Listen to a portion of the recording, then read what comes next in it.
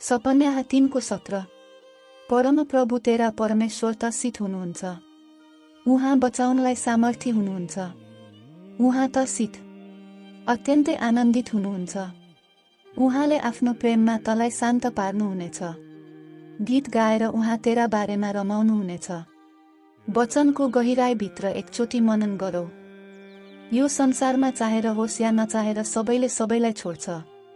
मौका नपाएर, अवसर नपाएर, अनि नियति सन्देह, सदाबहारको सम्बन्ध कोहीसँग हुँदैन। तर परमेश्वरले मात्र यस्तो प्रेम गर्नुहुन्छ, जुन शरीरमा हुँदा होस् या शरीर त्याग गरेपछि आत्मिक जीवन स्वर्गमा होस्, सदैव हाम्रो साथमा हुनेछु भन्नुभयो। अझ त्यति मात्र होइन, हामीले स्वर्गको परमेश्वरलाई भेट्दा चिन्दा हामी खुसी हुनुपर्ने। तर उहाँ चाहिँ हामी भन्दा धेरै खुसी मान्नुहुन्छ भन्ने वचन दिनुभयो।